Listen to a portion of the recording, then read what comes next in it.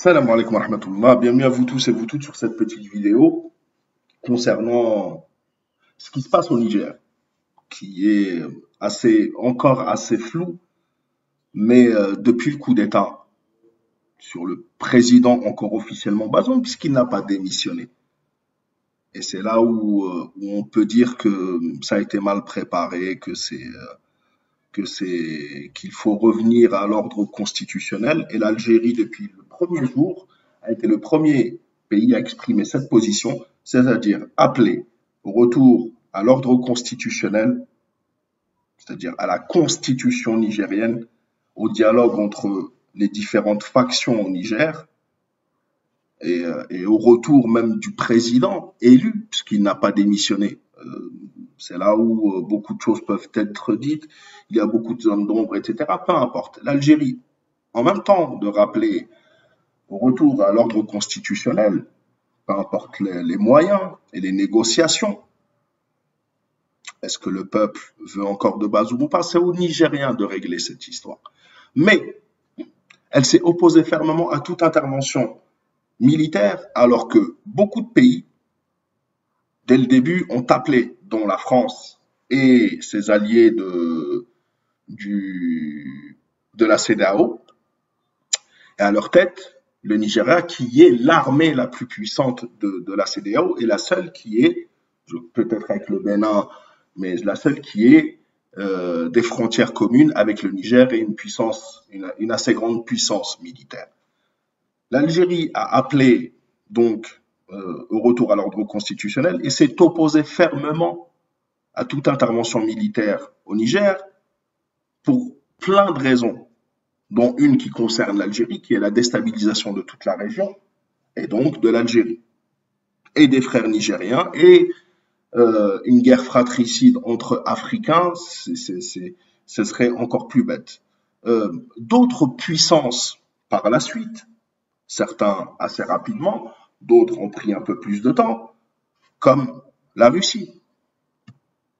La Russie, on sait les liens de fraternité, d'amitié entre l'Algérie et la Russie, par exemple, depuis le début, a adopté les mêmes positions que nous. Et là, je repense un petit peu à nos harkis. Vous savez, les traîtres qui sont censés être algériens, mais qui sont cachés en France, sous la protection de la DGSE, et qui nous ont expliqué que la position de l'Algérie n'avait pas de sens. Mais en réalité, c'est la position la plus sage et qui a été adoptée.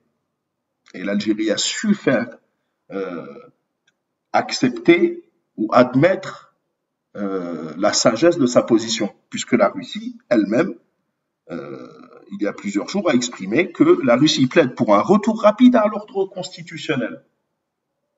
C'est très important, parce que hors constitution, comment c'est en train de se passer, avec un président élu, mais qui est isolé, caché, une junte, on ne sait pas trop, ça n'a pas de sens. Il faut trouver une solution.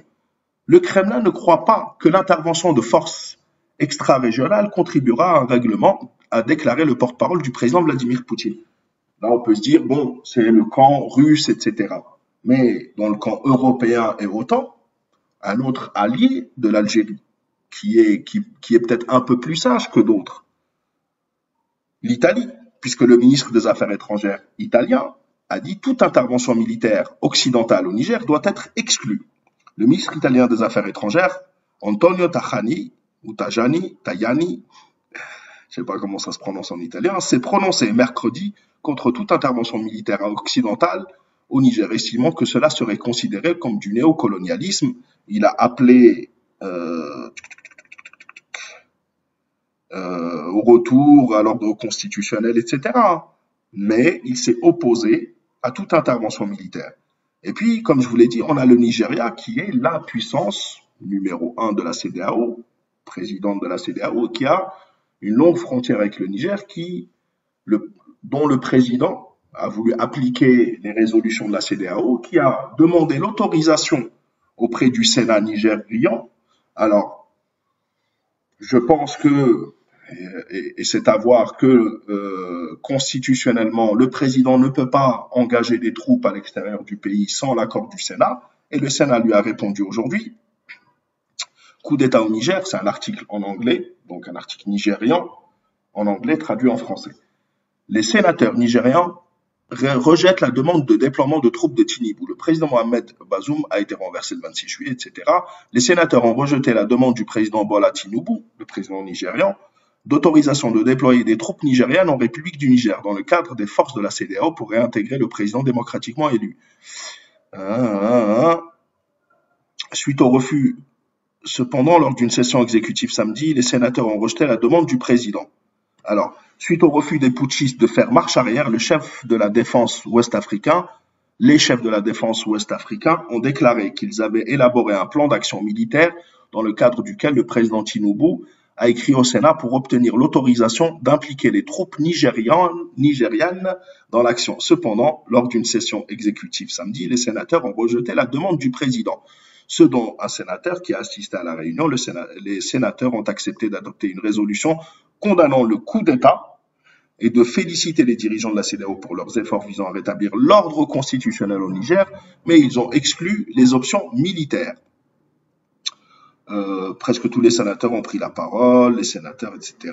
Ce qui nous intéresse, c'est que on gagne surtout des vies humaines, des vies du peuple nigérian et de toute l'Afrique de l'Ouest, puisque le Mali est dedans, la Côte d'Ivoire, le Burkina Faso, la Guinée, tous ces pays-là d'Afrique de l'Ouest sont mêlés et étaient prêts à la confrontation. Donc j'espère que tout le monde reviendra à la raison. Il faut revenir à la Constitution pour être dans la légalité. Il faut des discussions entre Nigériens. Il faut une médiation que l'Algérie que l'Algérie a proposé de faire encore aujourd'hui, puisque l'Algérie a reçu et a discuté, par exemple, avec le chef de la diplomatie de l'Union européenne aujourd'hui. Elle a reçu une délégation de la CEDEAO hier. Elle a exprimé la même chose. La légalité internationale et nationale, constitutionnelle, la Constitution. Parce que à force de jouer avec le feu et de soutenir des coups d'État anticonstitutionnels, et ça peut être des coups d'État civils aussi, certains pays de la CEDEAO, soutenus par la France. Ça, on en parle aussi. Il faut les condamner, cela aussi. C'est pour ça que l'Algérie, elle est droite dans ses bottes. Refus de coups d'État anticonstitutionnels. Tout faire dans la Constitution. Mais pas d'intervention militaire, surtout aussi rapidement, etc. Et puis même tout court, parce que ce ne serait que les peuples qui en souffriraient et la région qui serait perturbée et repartirait 10, 20, 30, 40 ans en arrière.